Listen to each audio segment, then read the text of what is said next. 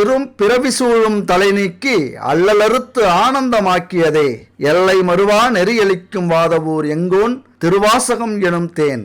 ஓம் நம சிவாய. என் அன்பு விருச்சிக ராசி நண்பர்களுக்கும் தோழிகளுக்கும் பிள்ளைகளுக்கும் பெரியோர்களுக்கும் வணக்கம். போன 3 வீடியோக்கள்ல சனி பெயர்ச்சி, குரு பெயர்ச்சி, ராகு கேது பெயர்ச்சி இதெல்லாம் தனித்தனியா பார்த்திருந்தோம். சனி பெயர்ச்சியை பொறுத்த வரைக்கும் கொஞ்சம் சோதனை காலம் அப்படின்னு சொல்லியிருப்போம்.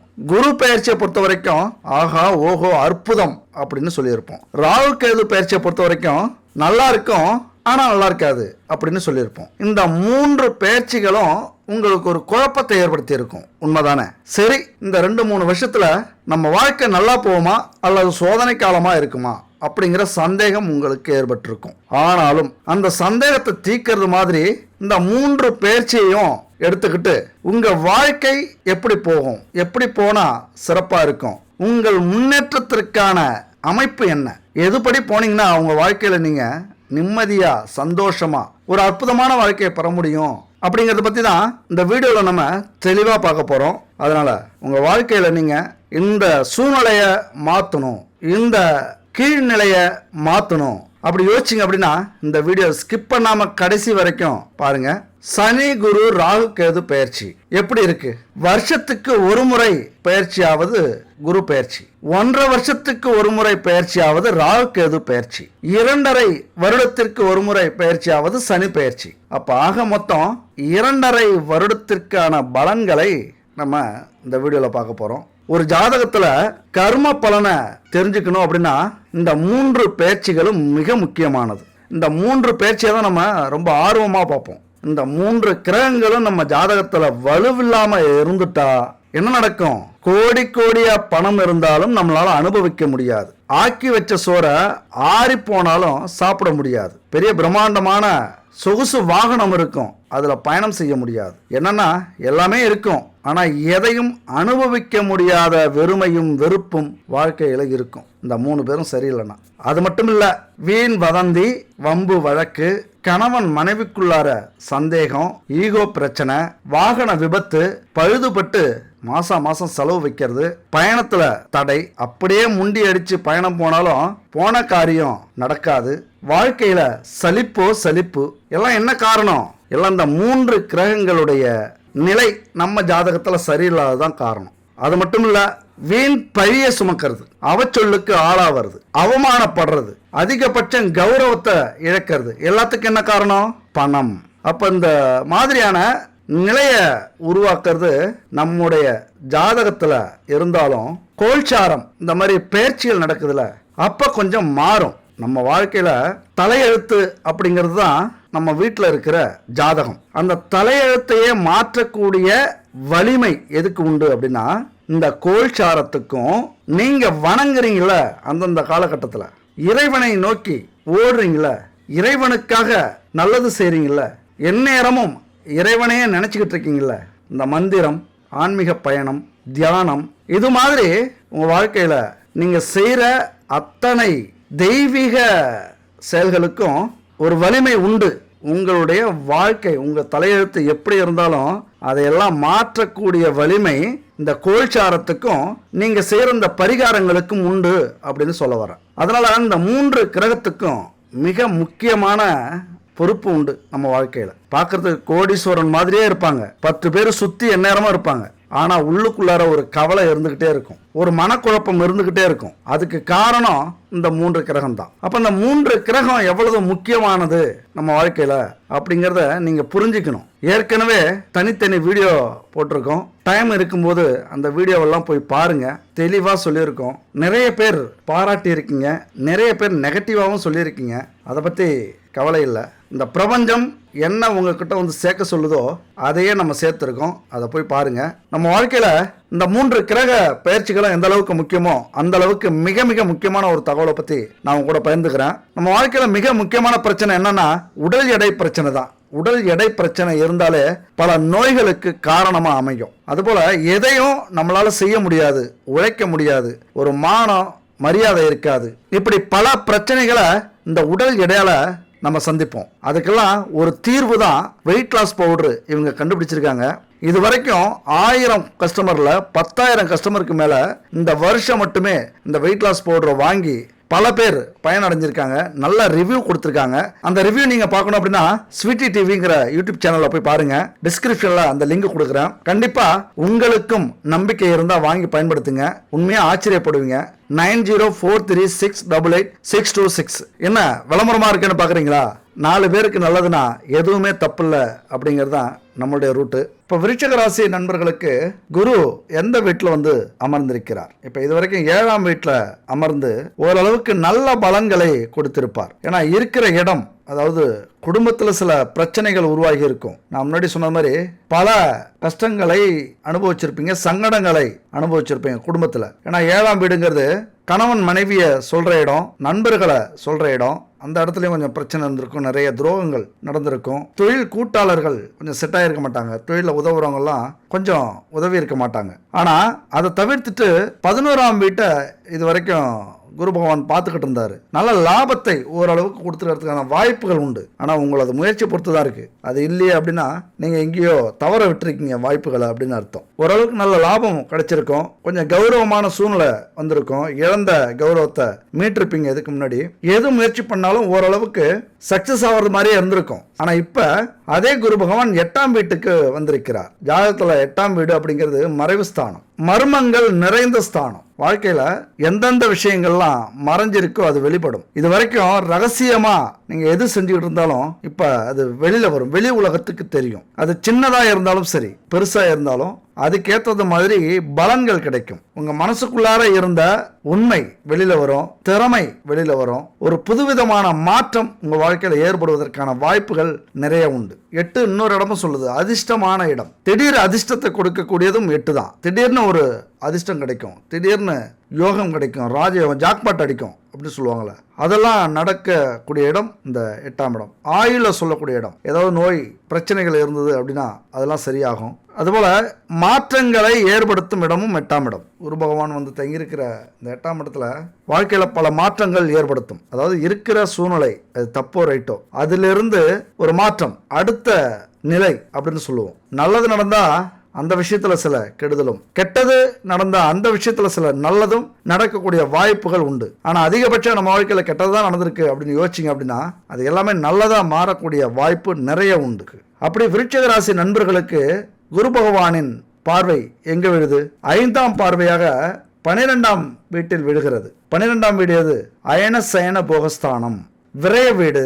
அப்ப என்ன, நிறைய செலவு பண்ண போறீங்க. அது எந்த செலவா தெரியுமா இருக்கும்? சுப செலவுகளா இருக்கும். கவலைப்படாதீங்க, சுப செலவுகளாக இருக்கக்கூடிய அமைப்பு. அப்படின்னா உங்க வாழ்க்கைக்கு எது தேவையோ அதை இந்த காலகட்டத்தில் வாங்கி போடுவீங்க. சொத்து வாங்கலாம், வீடு வாங்கலாம், ஆபரணங்கள் வாங்கலாம், வாகனம் வாங்கலாம். அதாவது ஆடம்பரமான வாழ்க்கைக்கும் தேவையான வாழ்க்கைக்கும் எதெல்லாம் தேவையோ அதுக்கெல்லாம் இந்த காலகட்டத்தில் செலவு பண்ணுவீங்க. அது மட்டும் இல்ல, சுபகாரியங்கள் நடக்கக்கூடிய வாய்ப்புகள் உண்டு. திருமணம் ஆகாதவர்களுக்கு திருமணம் நடக்கும். இது வரைக்கும் வீட்டில் காது குத்தி, மொட்டை அடிக்கிறது, குலதெய்வத்துக்கு பரிகாரம் இதெல்லாம் செஞ்சிருக்க மாட்டீங்க.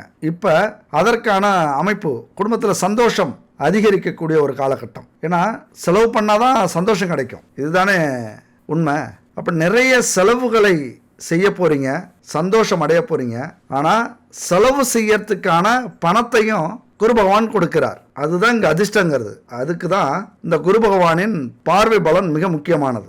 பார்வை தனம், வாக்கு, குடும்பஸ்தானத்திலையும் விழுது. பேர் அதிர்ஷ்டம் இல்ல, 2ஆம் வீட்டுல விழுது. பணத்தை அள்ளி கொடுக்கிறார், அந்த பணத்தை சுப செலவுகளாக செய்ய வைக்கிறார். இவ்வளவுதான். இது ஒரு சூட்சமும் இல்ல. சரி, பணம் செலவு மட்டும் தானே பண்ண வைப்பாரு, எங்க பணத்துக்கு போறது அப்படின்னா அவரே கொடுக்கிறாரு பார்வையால.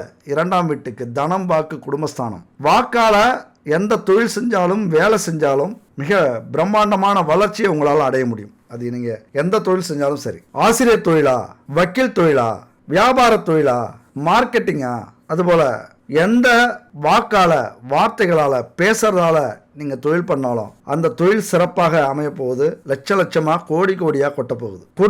குடும்ப கௌரவத்தை தூக்கி நிறுத்த போறீங்க. ஏன்னா பணம் வரப்போகுது, பேசியே சம்பாதிக்க போறீங்க. அதுக்கப்புறம் குடும்பத்துக்கான தேவைகள் என்ன? சொத்து, வீடு, மனை, வண்டி, வாகனம், ஆபரணம், உடை, ஒரு கௌரவமான, இதெல்லாமே உங்க வாழ்க்கையில கிடைக்க போகுது. அதுபோல உங்க கௌரவத்தை காப்பாற்றணும்னா இன்னொரு விஷயம், குழந்தை இல்லாதவர்களுக்கு குழந்தை கண்டிப்பா கிடைக்கும், மரியாதை கிடைக்கும், புகழ் கிடைக்கும். என்னென்னலாம் இழந்தீங்களோ இது வரைக்கும். என் அன்பு விருச்சிக ராசி நண்பர்கள் கோபத்தால, வீரத்தால, அவசரத்தால இப்படி நிறைய விஷயங்கள் இதனால நீங்க இழந்திருப்பீங்க. நிறைய நட்புகளை இழந்திருக்கலாம், உறவுகளை இழந்திருக்கலாம், செல்வங்களை இழந்திருக்கலாம், பணத்தை இழந்திருக்கலாம். அதை எல்லாத்தையும் குரு பகவான் மீட்டு கொடுக்க போகிறார். குரு பகவான் 2ஆம் இடத்தை பார்க்கறதுனால தெளிவான சிந்தனை கிடைக்கும். எந்த பாதையில நீங்க போகணும் அப்படிங்கிற ஒரு தெளிவு கிடைக்கும். எது உங்களுக்கு தேவை, எது தேவையில்லை அப்படிங்கிற ஒரு புரிதல் உங்களுக்கு வந்துடும். உங்களுக்கு மட்டும் இல்ல, உங்கள் குடும்பத்துக்கே இந்த பார்வை கிடைக்குது. பெரிய அதிர்ஷ்டம். உங்க குடும்பத்துல வேற எந்த ராசி எப்படி வேணாலும் இருக்கலாம், ஆனா உங்களால பலன் கிடைக்குது. உங்களது குழந்தைகளுடைய கல்வி, வேலை இதெல்லாம் சிறப்பாக அமைய போகுது. வெளிநாட்டு பயணம் இருக்கலாம், குழந்தைகளுக்கு திருமணம் செஞ்சு வைப்பீங்க, காது குத்தி வைப்பீங்க, அதுபோல் ஒரு நல்ல வேலை தேடி கொடுப்பீங்க.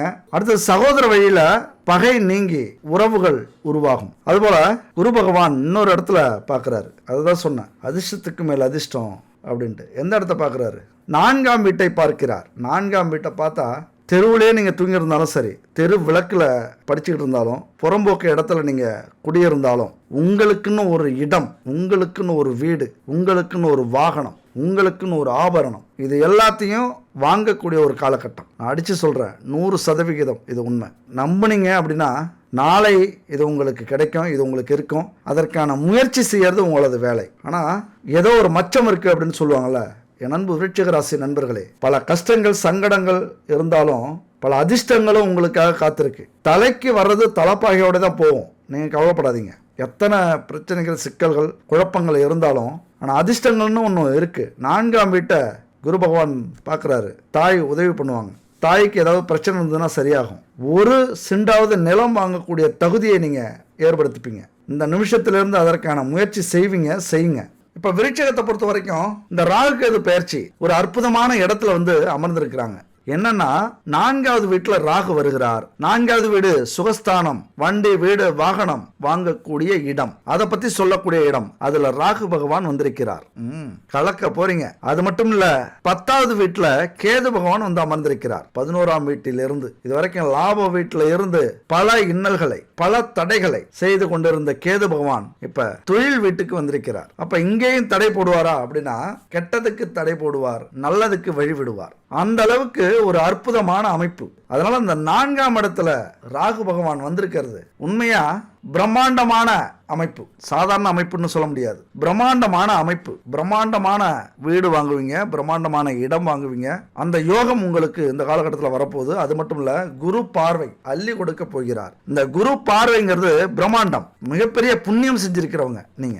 ஏன்னா குரு பார்வை விழுது அந்த 4ஆம் வீட்டுல.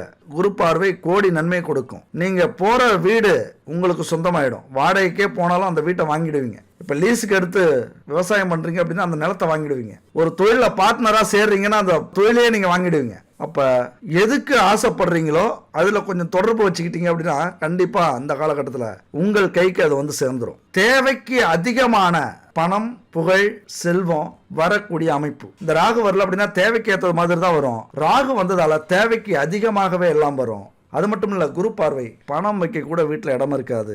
பேங்கை தேடி போவீங்க, அங்கேயும் இன்கம் டேக்ஸ் பிரச்சனை வரும். இந்த காலகட்டத்தில் ரொம்ப எச்சரிக்கையா இருக்க வேண்டியது அவசியம். ரெய்டு வரலாம் உங்க வீட்டில். ஒரு பக்கம் சிரிக்கிறீங்கன்னு தெரியுது, இருந்தாலும் உங்களுக்கு அந்த வாய்ப்பு இருக்கு அப்படின்னு சொல்ல வரேன். உங்களுக்கு அந்த யோகம் இருக்கு, அதிர்ஷ்டம் இருக்கு இந்த காலகட்டத்தில். அதை ஏத்துக்கிறதும் நம்புறதும் அதுக்காக முயற்சி பண்றதும் உங்க கையில இருக்கு. இதெல்லாம் நம்மளால முடியுமா? இதெல்லாம் நடக்கக்கூடிய விஷயமா? பொய்யா ஓ நேரம் போகணுங்கிறதுக்காக, உனக்கு காசு பணம் வரணுங்கிறதுக்காக யூடியூப்ல இருந்து அள்ளி கொடுக்குறாங்களா அந்த காசு வரணுங்கிறதுக்காக இங்க போய் சொல்லிட்டு இருக்க, போய் அவன் வேலையை பார்த்துக்கிட்டு அப்படின்னு சொன்னீங்கன்னா நல்லது. எது நடந்தாலும் நன்மைக்கேன்னு போயிட்டே இருப்போம். ஆனா இதை புரிஞ்சுக்கிட்டு ரெய்டு வரலனாலும் பரவாயில்ல, அந்த அளவுக்காவது நம்ம சம்பாதிக்க முயற்சி பண்ணனா கண்டிப்பா ஏதோ ஒன்று இருக்கு அப்படின்னு புரிஞ்சுக்கிட்டீங்க அப்படின்னா வாழ்க்கையில இந்த நிலையை உங்களால மாற்ற முடியும். எண்ணுவதை உயர்வாக எண் அப்படின்னு சொல்லுவாங்க. வீடு கட்ட ஆசைப்பட்டீங்க அப்படின்னா சின்ன வீடு கட்டணும்லாம் ஆசைப்படாதீங்க, பெரிய மாளிகை கட்டணும்னு ஆசைப்படுங்க.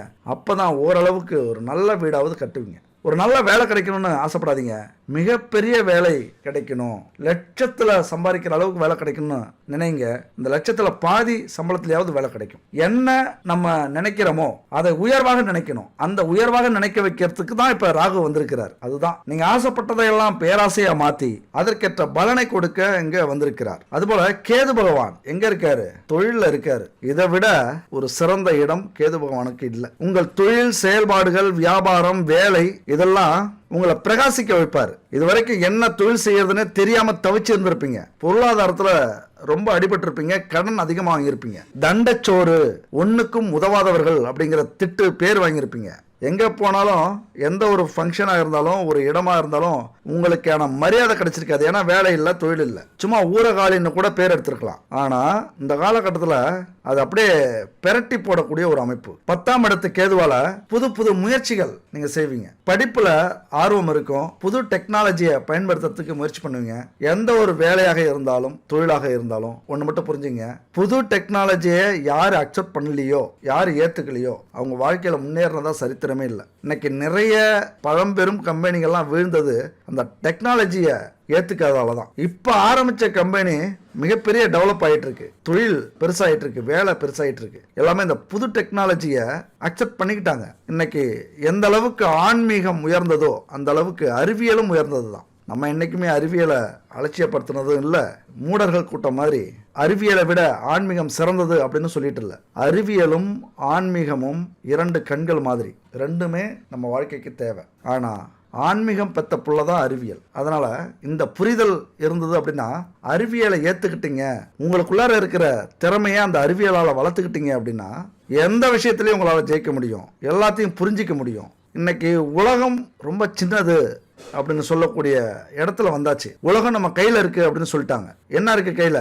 எல்லார் கையிலயும் செல்லு இருக்குல்ல. அந்த செல்லை ஓபன் பண்ணாலே உலகமே வந்துருச்சு. நீங்க எது செஞ்சாலும் அந்த ஒரு செல்லுல செஞ்சிடலாம். அந்த அளவுக்கு முன்னேற்றம். அதனால டெக்னாலஜியை, தொழில்நுட்பத்தை பயன்படுத்துங்க. வேலையிலையும் தொழிலையும் மிகப்பெரிய மாற்றத்தை உங்களால பார்க்க முடியும். அதற்கான அற்புதமான காலகட்டம் இது. கேந்திரத்துல ராகு இருந்து குரு பார்க்கிறார். குரு பார்த்தாலே அதுக்கப்புறம் வேற எதுவுமே தேவையில்லை. அமோகமான காலகட்டம். தொட்டதெல்லாம் பொண்ணாகும், நினைச்சதெல்லாம் நடக்கும். அப்புறம் என்ன வேணும்? ஆனா குடும்பத்துல மட்டும் கொஞ்சம் எச்சரிக்கையா இருக்கணும். ஊர் உலகத்துல என்ன ஆட்டம் வேணாலும் ஆடலாம். வீட்டுக்கு வந்ததுக்கு அப்புறம் அது கணவனோ மனைவியோ மரியாதை ரொம்ப முக்கியம். வரலாறு ரொம்ப முக்கியம் தலைவரே அப்படிங்கிறது மாதிரி மரியாதை ரொம்ப முக்கியம். ஈகோ இருக்கக்கூடாது. என்ன சொல்றாங்களோ செஞ்சிருங்க, கேட்டுருங்க. இல்லை அப்படின்னா எங்க மரியாதை கிடைக்குதோ, எங்க அவங்க எதிர்பார்க்கிற விஷயம் கிடைக்குதோ, எங்க அவங்க ஆசைகள் பேராசைகள் நிவர்த்தி ஆகுதோ அங்க போயிட்டே இருப்பாங்க. அது கணவனோ மனைவியோ. ஏன்னா அப்படியான காலகட்டம் இது. ராகு மோசமானவர்.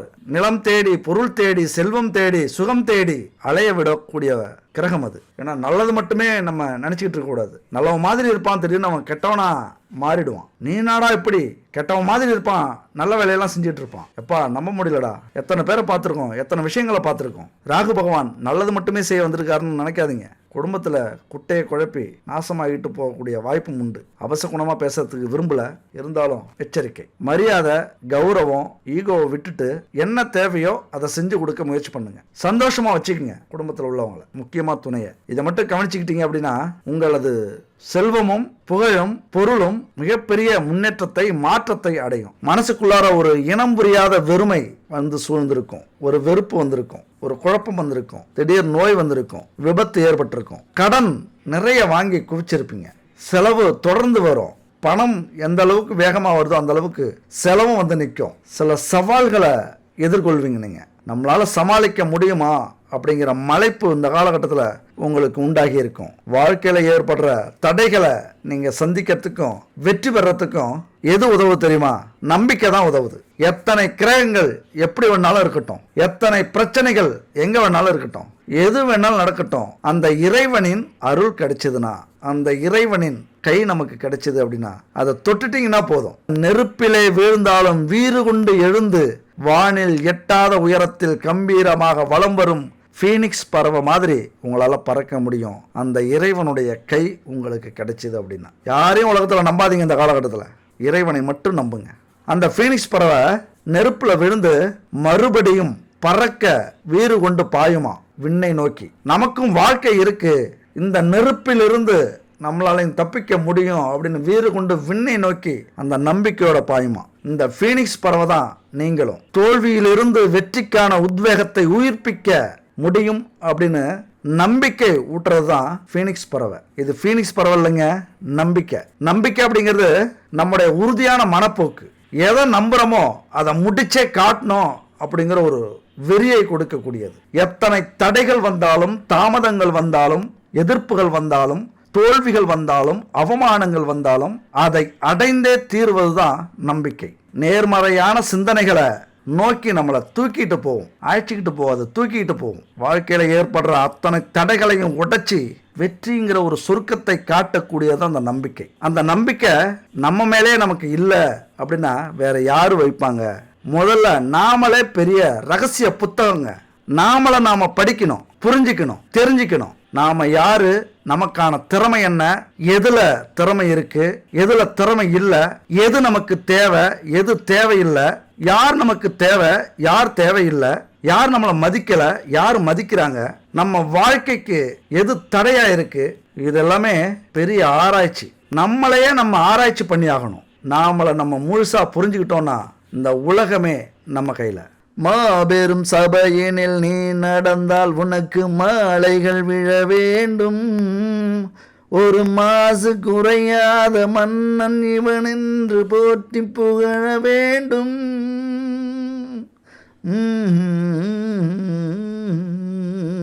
உன்னை அறிந்தால் நீ உன்னை அறிந்தால் உலகத்தில் போராடலாம். உயர்ந்தாலும் தாழ்ந்தாலும் தலை வணங்காமல் நீ வாழலாம். நம்மளை பற்றி நம்மளை முழுசாக புரிஞ்சுக்கிட்டோம், தெரிஞ்சுக்கிட்டோம் அப்படின்னா இந்த உலகத்தையே ஆளலாம் அப்படிங்கிறது தான் இந்த பாட்டுடைய வரி. எவ்வளவு அற்புதமான வரி! அது மட்டும் இல்லை, இந்த பாட்டுக்கு ஏற்ற ஒரு மன்னரும் இந்த உலகத்தில் வாழ்ந்து புகழ் அடைஞ்சவர், இந்த உலகத்தையே ஆட்டி படைச்சவர். அது யாருன்னா அலெக்சாண்டர். அதனால ஒவ்வொருத்தருக்கும் ஒவ்வொரு விதமான பிரச்சனைகள் அப்படின்னு பார்த்தோம்னா வாழ்க்கையே பிரச்சனை தான். பிரச்சனைகளை தீர்க்க மனுஷன் பிரச்சனைகளுடைய விளைவுகளை மட்டுமே சரி செய்ய முயற்சி பண்றோம். அதாவது ஒரு பிரச்சனையால நமக்கு என்ன நடக்குதோ அதை மட்டும் தான் நம்ம சரி பண்றோம். ஆனா பிரச்சனைக்கான காரணத்தை நம்ம பார்க்கறதுக்கு முயற்சியே பண்றதில்ல, அதை சரி செய்யறதுக்கு முயற்சியே பண்றதில்ல. விளைவுகளை சரி பண்றதுனால அடுத்த விளைவு தான் ஏற்படும். அதனால பிரச்சனை வராம இருக்கணும் அப்படின்னா பிரச்சனைக்கான மூல காரணத்தை இந்த காலகட்டத்தில் நீங்க கண்டுபிடிங்க. பிரச்சனையினுடைய அடி வேர் என்ன, அந்த பிரச்சனைக்கு காரணம் என்ன, அந்த பிரச்சனை யாரால வந்தது, நீங்க அப்படியே தேடிக்கிட்டே போறீங்கன்னு வச்சுங்க, இந்த 3 கிரகத்தாலையும் உங்களை கை காட்டுவீங்க. நீங்க தான் பிரச்சனை. அச்சச்சோ, நாங்க பிரச்சனையா? உங்களை இல்லாம ஒரு அணுவும் அசைஞ்சிருக்காது, உங்களை இல்லாம எந்த ஒரு பிரச்சனையும் ஆரம்பிச்சிருக்காது. அத்தனைக்கும் காரணம் நீங்க தான். அப்போ உங்களை நீங்க சரி பண்ணிட்டீங்க அப்படின்னா வெற்றியும் யாருக்கிட்ட இருக்கு? உங்ககிட்ட தான் இருக்கு. நீங்க தேடி அலைஞ்சி கஷ்டப்பட வேண்டிய அவசியமே இல்லை. அத்தனையும் உங்ககிட்ட தான் இருக்கு. இறைவன் எழுதிய அழகான மென்பொருள் என்ன தெரியுமா? பிரச்சனை. பிரச்சனை இல்லைன்னா வாழ்க்கையே இல்லை. ஒரு கதை சொல்லட்டுமா? 30,000 காலாட்படைகள், 5,000 குதிரை வீரர்கள் பாரசீக படையெடுப்புக்கு தயாராகிட்டு இருக்காரு. யாரு?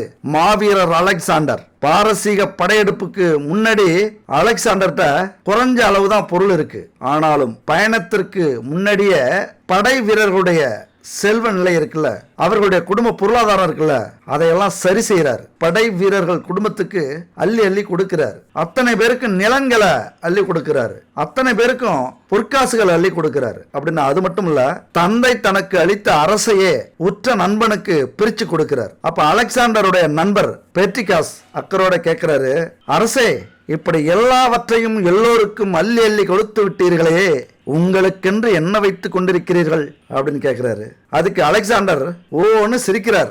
அவருடைய சிரிப்பு ஒலி அத்தனை படை வீரர்களுக்கும் கேட்குது. அவ்வளவு தூரத்துக்கு கேட்குது.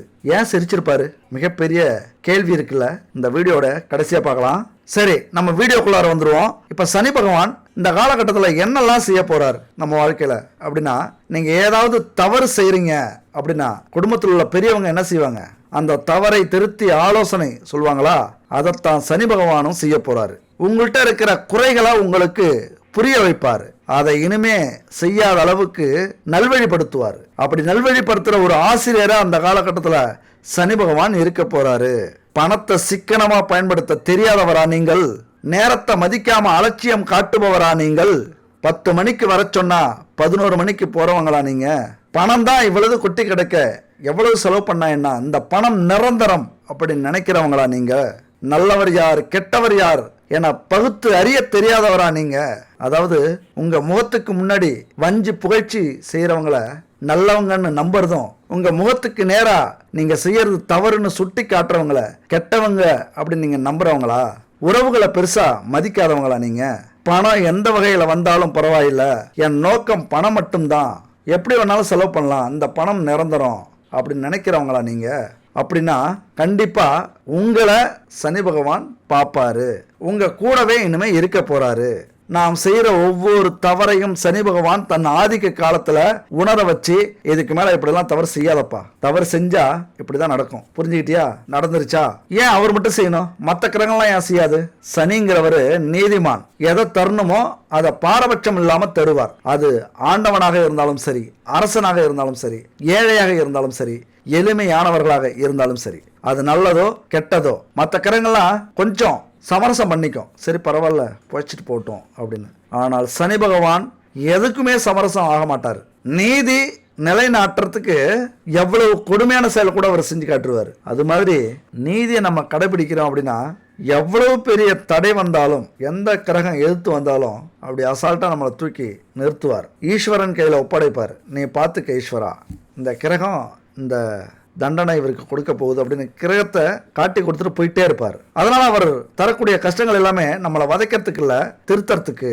உதாரணமா பணத்தை தண்ணீரா செலவு பண்றீங்க அப்படின்னா பணத்தினுடைய அருமை உங்களுக்கு இந்த காலகட்டத்தில் புரிய வைப்பார். என்கிட்ட ஒரு நண்பர் வந்தார், நான் இளமையில நல்ல வசதியா இருந்தேன், பணத்தை பணமா நினைக்காம தண்ணி மாதிரி செலவு பண்ணேன், எதை எடுத்தாலும் பிரம்மாண்டமாக தான் எடுப்பேன், நல்லா உல்லாசமா வாழ்க்கை வாழ்ந்தேன், நல்லா அனுபவிச்சேன்.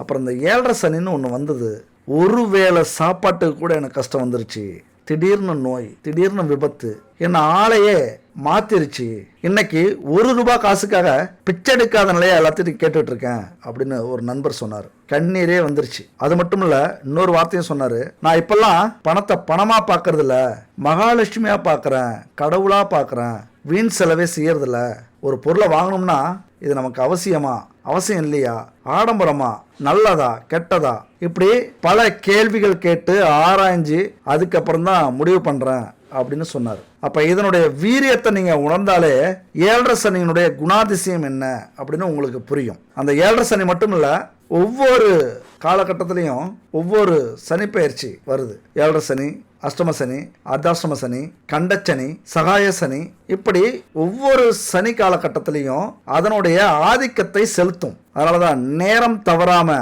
நேர்மை தவறாம அடுத்தவங்களுக்கு உதவி செய்யற யாரையும் சனி பகவான் தண்டிக்க மாட்டாரு.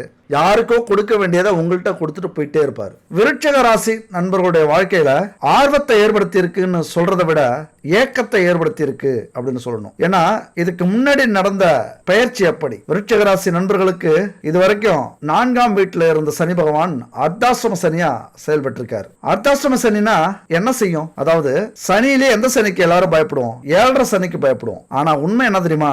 7.5 சனி 7.5 வருஷத்துக்கு செய்யற கொடுமைகளை அஷ்டம சனி 2.5 வருஷத்துல அனுபவிக்கும். அப்ப 7.5 சனியை விட அஷ்டம சனி ரொம்ப கொடுமையானது. அது ஒரு 7.5, இது ஒரு 2.5, 10 வருஷம் படுத்தக்கூடிய கொடுமையை இந்த அர்த்தாஷ்டம சனி செய்யும். அப்படிங்கிறது தான் சூட்சமம், சனி பகவானுடைய சூட்சமம். அதாவது 7.5 சனியும் அஷ்டம சனியும் சேர்ந்து இந்த அர்த்தாஷ்டம சனியில இவ்வளவு கொடுமைகள் செய்யும் அப்படிங்கிறது விதி. செலவுகள் நிறைய வந்திருக்கும், உடல்ல பாதிப்பு வந்திருக்கும், நோய் வந்திருக்கும், குடும்பத்துல நோய்களால செலவு பண்ணிருப்பீங்க, எதை எடுத்தாலும் விரயம், சேமிக்கவே முடிஞ்சிருக்காது. சேமிக்க முடியலனாலும் பரவாயில்ல, கடன் வாங்காம இருந்திருக்கலாம் அப்படின்னா அதுக்கும் வழி இல்லை.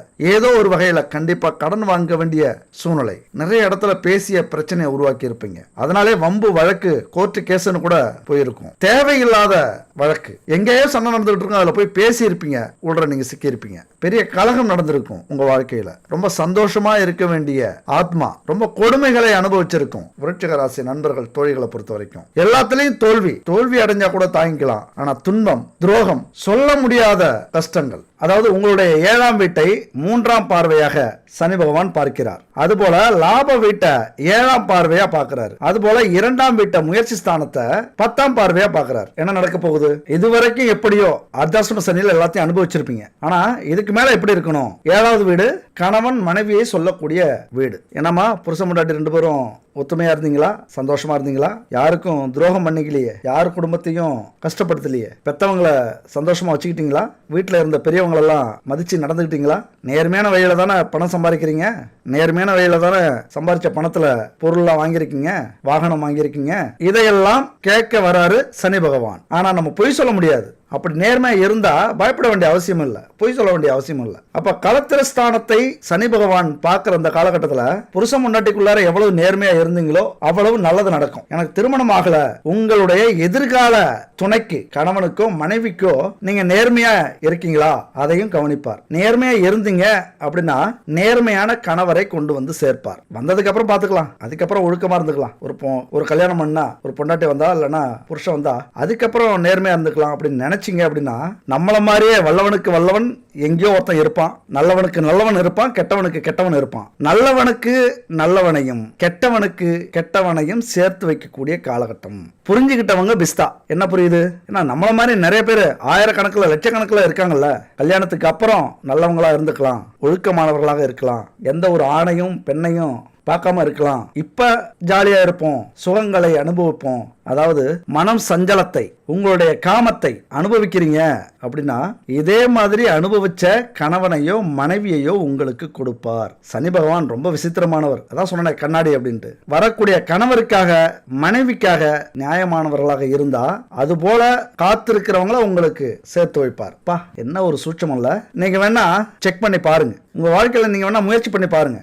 அப்படியும் நீங்க நியாயமானவர்களாக இருந்தீங்க, வந்தவர்கள் சரியில்லை அப்படின்னா உங்களுக்கு மேலும் அதிர்ஷ்டம் சனி பகவான் கண்டுபிடிச்சு அனுப்பி வச்சுட்டார், அல்லது உங்க வாழ்க்கையில இருந்து வெளியில அனுப்புறதுக்கு முடிவு பண்ணிட்டார் அப்படின்னு அர்த்தம். நல்லது நினைச்சுக்கங்க. அப்படி கெட்டவர்கள் வந்தாங்க அப்படின்னா கண்டிப்பா இரண்டாவது திருமணம் உங்களுக்கு நடக்கும். அது ஆணோ பெண்ணோ, சனி பகவான் சும்மா ஓட்டுற மாட்டார். அதனால வாழ்ற வாழ்க்கையில இந்த 7ஆம் பார்வைங்கிறது குடும்பத்துல நியாயமா இருக்கணும், அவ்வளவுதான். நியாயமா சம்பாதிக்கணும், நல்ல ஒழுக்கத்தோட இருக்கணும். அது போல மறைஞ்சு மறைஞ்சு போய் நம்ம மனைவிக்கு துரோகம் பண்ணாலும் அல்லது கணவனுக்கு துரோகம் பண்ணாலும் கண்டிப்பா 2.5 வருஷத்துல காட்டி கொடுத்துரும். இதுக்கு முன்னாடி ஏதாவது பண்ணியிருந்தாலும் செத்தாண்டா சேகர் அப்படிங்கிறது மாதிரி இப்ப சிக்க வச்சிரும். ஆனா வருத்தப்பட்டு என்ன பண்றது? கண்டிப்பா சனி பகவான் இருந்து தப்பிக்கவே முடியாது, எப்படியாவது சிக்க வச்சிரும், ஏதாவது ஒரு வழியில காட்டி கொடுத்துரும். ஏன்னா இருக்கவே இருக்காங்க மற்ற கிரகங்கள்லாம், ராகு கேதெல்லாம் இருக்காங்க, சாட்சிக்கு வந்துருவாங்க. நான் பார்த்தேன், இந்த அக்காவை இந்த மாமா தான் தூக்கிட்டு போனாரு, வெளியில வரும்போது இந்த அக்கா சொன்னாங்க என் வாழ்க்கையே நாசமாக்கிட்டான் அப்படின்னு இந்த அக்கா சொன்னாங்க. ஞாபகம் வருமே உங்களுக்கு? நாட்டாம படத்துல அந்த சின்ன பையன் சொல்லுவார். அந்த மாதிரி இன்னைக்கு ராகுவும் கேதுவும் சாட்சியா வந்து நிற்பாங்க. இதுக்கு தான் பல கிரகங்கள் அவங்கவுங்க வேலையை அவங்க கரெக்டா செய்வாங்க. அப்பதான் நம்ம சிக்கிறது. அதனால குடும்ப பார்வை விழும்போதே எச்சரிக்கையா இருந்துடணும். இப்ப மட்டும் இல்ல, எப்பொழுதுமே. அதனால வாழ்க்கையில ஒரு நல்லொழுக்கம் அப்படிங்கிறது கடைசி காலகட்டம் வரைக்கும் அது உங்க பின்னாடியே வரும், நல்லவர்களாக இருந்தாலும் கெட்டவர்களாக இருந்தாலும். அடுத்தது 11ஆம் பார்வை லாப வீடு. எந்த வேலை எந்த தொழில் செஞ்சாலும் நியாயமா செய்யுங்க, அதை மட்டும் தான் எதிர்பார்ப்பார். ஒரு வேலை தொழிலையோ வேலையிலையோ சட்டத்துக்கு புறம்பான செயலையோ ஏதாவது இதுக்கு முன்னாடி செஞ்சிருந்தீங்க அப்படின்னா இப்ப வெளிப்படும், எச்சரிக்கையா இருங்க. அதுல இருந்து தப்பிக்கிறதுக்கு என்னெல்லாம் செய்யணுமோ அதை செஞ்சு வச்சுங்க. கண்டிப்பா லாப வீட்டை பாக்குறாரு, எல்லாத்தையும் நஷ்டமாக்கிட்டு போயிடுவார். பெரிய கஷ்டம் கொடுக்க மாட்டார், நஷ்டமாக்கிட்டு போயிடுவார். அது போல இந்த 2.5 வருஷங்கள் ஒவ்வொரு பணமும் நியாயப்படி வரட்டும், நியாயமா சேர்த்துருங்க. யாருடைய பணமும் உங்களுக்கு வேண்டாம். லாப வீடு எது கிடைச்சாலும் சரி நியாயமா கிடைக்கட்டும். ஒரு சொத்தா இருக்கலாம், ஒரு மகிழ்ச்சியா இருக்கலாம், ஒரு பணமா இருக்கலாம், ஒரு பொருளா இருக்கலாம், அல்லது ஒரு உறவா இருக்கலாம். நியாயப்படி உங்களுக்கு கிடைச்சது அப்படின்னா அசைக்கவே முடியாது. அடுத்தது 2ஆம் வீடு தனம் வாக்கு குடும்பஸ்தானம். சான்ஸே இல்ல, மறுபடியும் குடும்பத்துல வந்து நிக்குது. நியாயமா இருந்தா குடும்பம் நிலைக்கும், குடும்பத்துல பிரச்சனை வராது. அநியாயம் பண்ணுனீங்க ஏன் இஷ்டம். ஏன்னா விருட்சகம் அப்படின்னாலே கொஞ்சம் கெத்து இருக்கும். செவ்வாய் பகவான் அதிபதி, உங்களை வந்து அசைக்கிறதுக்கு அடக்கிறதுக்கு ஆள் இல்ல. ஆனா குடும்பத்துக்கு கட்டுப்படல அப்படின்னா கண்டிப்பா சனி பகவான் அடக்கிடுவார். ஒரு பழமொழி சொல்லுவாங்க கிராமத்துல, வீட்டுக்கு அடங்காதவன் ஊருக்கு அடங்குவான் அப்படின்னு சொல்லுவாங்க. ஊருக்கே அடங்கலனாலும் இந்த கிரகத்துக்கு அடங்கி போயே ஆகணும். கண்டிப்பா சனி பகவான் அடக்குவாரு. தனம் வாக்கு குடும்பஸ்தானம் பார்த்து பேசுங்க. ஒவ்வொரு வார்த்தையும் உங்களுக்கு திருப்பி வரும். நல்ல வார்த்தை பேசுனீங்கன்னா நல்லது நடக்கும் அந்த வார்த்தையால. கெட்டது பேசுனீங்கன்னா அதுக்கப்புறம் சனி பகவான் கையில தான் இருக்கு. அவர் என்ன டிசைட் பண்றாரோ அந்த டிசைன்ல நீங்க மாட்டிப்பீங்க. அதனால எச்சரிக்கையா இருங்க. ஒண்ணும் இல்லைங்க, இதை மட்டும் நீங்க புரிஞ்சுக்கிட்டீங்க அப்படின்னா கண்டிப்பா ஆன்மீகத்துக்கும் இந்த ஜோதிடத்துக்கும் நம்ம விதியை மாற்றக்கூடிய வலிமை எந்த அளவுக்கு உண்டு அப்படிங்கறத உங்களால புரிஞ்சிக்க முடியும். எப்படி சொல்றேன் அப்படின்னா, வருஷம் முழுக்க கெடுதலே ஒரு குடும்பத்துல ஒரு மனுஷனுக்கு நடந்துகிட்டு இருந்ததுன்னா அந்த குடும்பமோ ஒரு மனிதனோ தாங்கிப்பானா? அல்லது வருஷம் முழுக்க பணமா கொட்டிக்கிட்டே இருந்ததுன்னா இந்த உலகத்தால அவங்கள கட்டுப்படுத்த முடியுமா? இந்த பிரபஞ்சத்தால அவங்கள கட்டுப்படுத்த முடியுமா? அது மாதிரி தான் அதிக பணம் வந்தாலும் அகந்தை வந்துவிடும், அதிகம் துன்பம் வந்தாலும் பைத்தியம் பிடித்து விடும். அதனாலதான் இறைவன், அதாவது நன்மை தீமை எதுவா இருந்தாலும் அளந்து கொடுத்திருப்பாரு, மாற்றி மாற்றி கொடுப்பாரு. எந்த இடத்துல ஒரு மனுஷனால தாங்க முடியுமோ அந்த இடத்துல கொடுப்பாரு. குழப்பமா இருக்கா? குழம்பெல்லாம் வேண்டாம். ஒரு வருஷத்துல 7.5 சனி இப்ப வந்திருக்கு ஒருத்தருக்கு அப்படின்னா அவங்களுக்கு குரு பகவான் தொழில் ஸ்தானத்தையோ அல்லது லாபஸ்தானத்தையோ பார்ப்பார். ராகு கேது இரண்டுமே முயற்சி ஸ்தானம் அல்லது எதிரிகள் ஸ்தானம் அல்லது சுகஸ்தானம் இப்படி பார்ப்பாங்க, அதுல இருப்பாங்க. தெரியுதுங்களா? ஒரு கிரகம் நம்ம வாழ்க்கையில கெட்டதை நடத்தணும் அப்படின்னு வந்துருச்சுன்னா இன்னொரு கிரகம் அதை சரி செய்யக்கூடிய இடத்துக்கு வந்து நிற்கும். அதுதான் மனிதர்களால் புரிந்து கொள்ள முடியாத சூட்சமம். இதுதான். அதனால பாதகமே நடக்குது அப்படின்னு நம்ம அச்சப்பட தேவையில்லை. ஒரு நாள் கண்டிப்பா இது சரியாகும். எந்த ஒரு கஷ்டம், துன்பம், துயரம் நடந்தாலும் இது நிரந்தரம் அப்படின்னு நினைச்சிடாதீங்க. இந்த நிலையும் மாறும். இன்னொரு கிரகம் நமக்காக வரும். அதனால இந்த பெயர்ச்சிகள் நடந்ததுனால ஆலயங்களுக்கு செல்லுங்கள், மனமுருக பிரார்த்தனை செய்யுங்கள். முடியலையா வீட்டிலேயே பரிகாரம் செய்யுங்க. ஒரு விளக்க ஏத்தி வச்சு அதுல சுத்தமான நெய்யை ஊத்தி வணங்குனீங்க அப்படின்னா இந்த பிரபஞ்ச நாயகனான சிவபெருமானுடைய அருள் உங்களுக்கு கிடைக்கும். உங்க வாழ்க்கையிலையும் அற்புதங்கள் நடக்கும். அது மட்டும் இல்ல, நம்ம வீட்டிலேயே சில ஈஸியான பரிகாரங்கள் சில பூஜை பொருட்களால கண்டிப்பா நடத்த முடியும். இந்த 33 கோடி தேவர்களும் நம்ம வீட்டுக்கு வருவாங்க, வரவழைக்க முடியும். அது எப்படிங்க? தீய சக்தி நம்ம வீட்டுல அகலணும், நல்லது நடக்கணும், நம்ம குடும்பத்துல எந்த பிரச்சனையும் வரக்கூடாது, தொழில்ல நல்லது நடக்கணும் அப்படின்னா பல பூஜைகள், பரிகாரங்கள், தோஷ நிவர்த்திகள் செய்யறோம். ஆனா உண்மையிலேயே பூஜை, ஹோமம் இதெல்லாம் செய்யறதுனுடைய நோக்கம் என்ன தெரியுமா? இந்த பஞ்சபூதங்களை தன்வசப்படுத்தி அது எல்லாத்துடைய அருளும் நமக்கு கிடைக்கணும் அப்படிங்கிறது தான் இந்த பூஜைகளுடைய, ஹோமத்துடைய நோக்கம். பஞ்சபூதங்களுடைய ஆசீர்வாதம் நமக்கு கிடைக்கணும். இந்த ஹோமங்கள்லாம் 6 மாசத்துக்கு ஒரு முறை இல்லைன்னா வருஷத்துக்கு ஒரு முறை கண்டிப்பா வீட்டில் செய்யணும். ஆனா செய்யற அளவுக்கு வசதி நம்மள்கிட்ட இருக்கா? 5000, 6000, 10000 இந்த அளவுக்கு செலவாகும். அப்படி செலவு பண்ணாதான் வருஷம் மாறக்கூடிய சூழ்நிலைகள், துன்பங்கள், துயரங்கள், கொடுமைகள் எல்லாமே நம்ம குடும்பத்துல இருந்து மாறும். சரி, வசதி இல்லை, இதெல்லாம் செய்ய முடியாது, கண் திஷ்டி அதிகமா இருக்கு, மன கஷ்டங்கள் அதிகமா இருக்கு, வசதி இல்லை, எப்படி இதெல்லாம் தீக்கிறது அப்படின்னு நினைச்சிங்க அப்படின்னா அதுக்கு தான் ஒரு அற்புதமான ஒரு கண்டுபிடிப்பு இந்த காலகட்டத்தில். ஹோமங்கள் அப்படிங்கிறது மிக முக்கியமானது. அந்த ஹோமங்கள் அதிக சக்தி வாய்ந்த 3 ஹோமங்கள் இருக்கு. கணபதி ஹோமம், நவக்கிரக ஹோமம், சத்ரு சம்ஹார ஹோமம் அப்படிங்கிற இந்த 3 ஹோமமும் மிக முக்கியமான ஹோமம். ஆனா வீட்டில் செய்யறதுக்கு அதற்கான பொருளாதாரம் நம்மள்கிட்ட இல்லை. அந்த பொருளாதாரம் இல்லைன்னா எப்படி நம்ம அதே பலன் கொடுக்கக்கூடிய ஒரு பரிகாரத்தை செய்யலாம் அப்படின்னா அதற்கு இப்ப வந்திருக்கிறது தான் பஞ்சகவ்ய விளக்கு, பஞ்சகவ்ய சாம்பிராணி, பஞ்சகவ்ய அகர்பத்தி. வீட்டுல பஞ்சகவ்ய விளக்குல தீபம் ஏற்றும் போது அதுல இருந்து வர புகை இருக்குல்ல, அந்த வாசம் ஹோமத்திலிருந்து வரக்கூடிய வாசத்திற்கு நிகரானது. பஞ்சகவ்ய விளக்குல இருந்து வரக்கூடிய புகை வீடு முழுவதும் பரவுச்சு அப்படின்னா எல்லா எதிர்மறை ஆற்றலையும் வெளியேற்றி குடும்பத்துல நிம்மதியையும் சந்தோஷத்தையும் பணப்புழக்கத்தையும் அதிகரிக்கும். கண்டிப்பா ஏதோ உங்களுக்கு சம்பந்தம் இல்லாத சொல்லிட்டு இருக்குன்னு மட்டும் நினைச்சிடாதீங்க.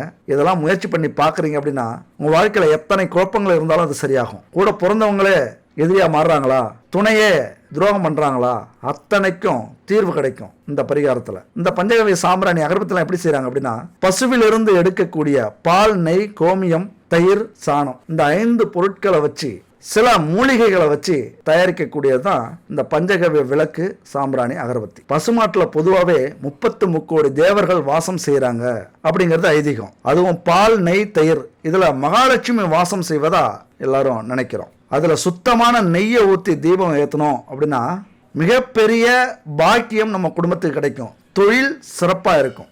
யார் மனசுலையும் நம்ம குடும்பத்துல கெட்ட எண்ணமே வராது. நமக்கு எதிராக செயல்பட மாட்டாங்க.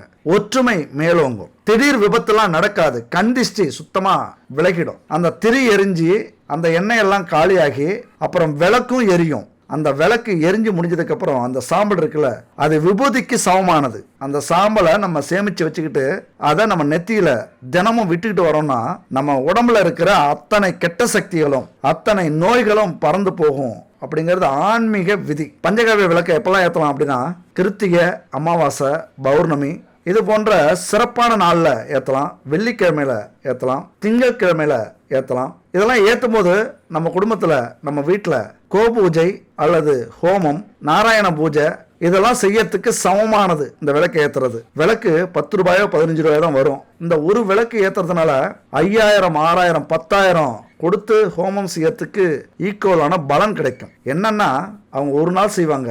நம்முடைய லட்சியங்கள் நிறைவேற வரைக்கும், நம்முடைய பிரச்சனைகள் நிறைவேற வரைக்கும் இதை நம்ம செய்யணும். அவ்வளவுதான் வித்தியாசம். பஞ்சகவ்ய பூஜை பொருட்களால் கிடைக்கக்கூடிய நன்மைகள் கொஞ்சம் நஞ்சல்ல. வீட்டில் இருக்கிற எதிர்மறை சக்திகளை அடியோட அகற்றும், சண்டை சச்சரவுகளை நீக்கும், நேர்மறை ஆற்றல்கள் நமக்குள்ளார உருவாகும், லட்சுமி கடாட்சம் ஏற்படும், கடன் பிரச்சனைகள் அத்தனையும் குறையும், செல்வம் செல்வாக்கு எல்லாம் நிறைஞ்சிருக்கும், கண் திஷ்டி, நோய் தொந்தரவு, சுவாச கோளாறு, தன விஷயத்துல போராட்டம், பொருளாதார நிலையை மாத்துறது, முன்னோர்களுடைய சாபம், நாம ஏற்கனவே செஞ்ச பாவங்கள், நம்ம குடும்பத்துல எந்த ஒரு நல்ல விஷயம் சுபகாரியங்களும் நடக்கல அப்படின்னா அது நடக்க வைக்கும். இப்படி இத்தனை பிரச்சனைகளும் இந்த விளக்கில இருந்து வரக்கூடிய புகை சரி பண்ணும். அது மட்டும் இல்ல, இந்த பஞ்சபூதங்களையும் தன்வசப்படுத்தி அதனுடைய ஆசி கிடைக்கிற அளவுக்கு வலிமையானது இந்த பஞ்சகவ்ய விளக்கு, அதுல ஏற்றக்கூடிய தீபம். சரிங்க, இந்த விளக்கு எங்க கிடைக்கும் அப்படின்னு பாத்தீங்கன்னா, தெய்வீக தன்மையோட சுத்தமான நெய்யை பயன்படுத்தி, பாரம்பரியமான பொருட்களை பயன்படுத்தி பஞ்சகவ்ய விளக்கு, பஞ்சகவ்ய சாம்பிராணி, பஞ்சகவ்ய அகர்பத்தி இந்த குட் பேபி செய்யறாங்க. கண்டிப்பா வாங்கி பயன்படுத்துங்க.